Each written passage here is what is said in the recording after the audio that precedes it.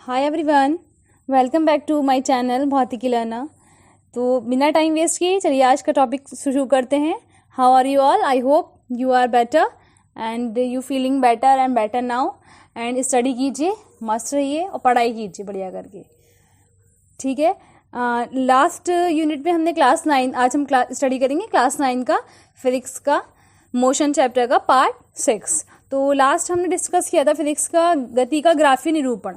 Part 5 में हमने discuss किया था गति का ग्राफीय निरूपण एंड हम 6 पार्ट में अब आज हम डिस्कस करेंगे सरल रेखा में एक समान त्वरित गति के समीकरण। कुछ गति के समीकरण हैं जो कि मोस्ट इम्पॉर्टेंट हैं, आपके न्यूमेरिकल फॉर्म में न्यूमेरिकल करने में बहुत हेल्पफुल होते हैं हमारे। आप कहीं आपको 10th में एंड 9th में किसी भी उसमें क्वेश्चन में ये आ जाते हैं, आपको खुद ही समझना होता है कि ये कहाँ हेल्प करेंगे हमारी।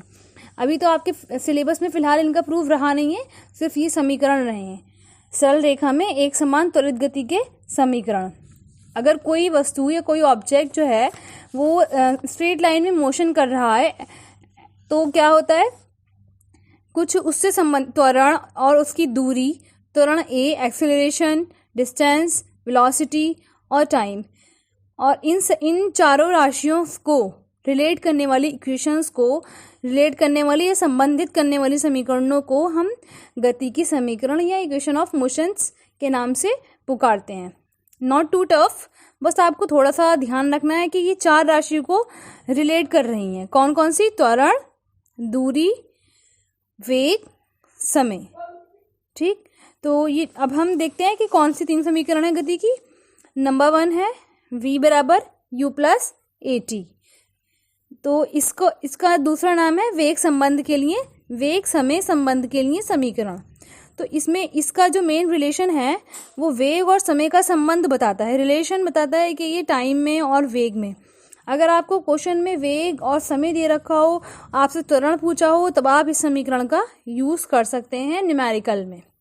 अभी इनका प्रूफ आपका फिलहाल आपके सिलेबस में नहीं रहा है, जितना है मैं आपको इतना ही बता रही हूँ। बेकार में ज़्यादा पढ़ के कोई आप लोग परेशानी में फंसेंगे और फिर जितना ज़्यादा आप शॉर्ट में काम कीजिए, थोड़ा सा जितना है सिलेबस में अभी इतना ही पढ़ाएंगे हम।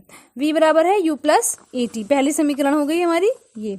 दूसरा समीकरण है समय स्थिति संबंध के लिए समीकरण, s बराबर ut प्लस 1/2 at स्क्वायर। तो यहाँ पर s क्या है? दूरी। u, देखिए u ऊपर लिखा नहीं है, u और v दोनों वेग को ही प्रदर्शित करते हैं, दोनों वेग को ही डिनोट करते हैं। u जो है वो हमारा प्रारंभिक वेग होता है। जैसे कोई भी चीज़ स्टार्टिंग से चलना स्टार्ट करती है, अगर वो रुकी हुई है तो वो प्रारंभिक वेग जो है उसका 0 होगा। मोस्ट क्वेश्चंस में प्रारंभिक वेग 0 लेते हैं, 0 ही लेते हैं। और अगर किसी में प्रारंभिक वेग 0 नहीं लेते हैं तो उसमें दे रखा होता है आपको कि प्रारंभिक वेग क्या लेना है। तो ये दूसरी समीकरण हो गई हमारी समय स्थिति संबंध के लिए समीकरण।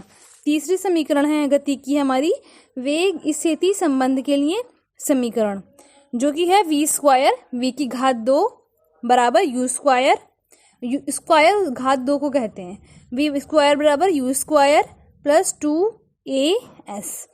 तो इस समीकरण का नाम है वेग स्थिति संबंध के लिए समीकरण। तो इसमें स्थिति के मीनिंग होते हैं पोजीशन या फिर दूरी, ठीक है, किसी भी चीज़ की पोजीशन। तो वो ऐसे प्रदर्शित करते हैं हम, स्मॉल s जो है हमारा, और वेग है हमारा v। तो देखिए u तीनों समीकरणों में है और u प्रारंभिक वेग है। तो प्रारंभिक वेग हर किसी चीज़ का होता है, कोई भी चीज़ गति कर रही हो तो शुरुआत का वेग उसका होता है जो कि 0 ही लिया जाता है। ओके, आई होप तो आप सभी को समझ में आ गया होगा।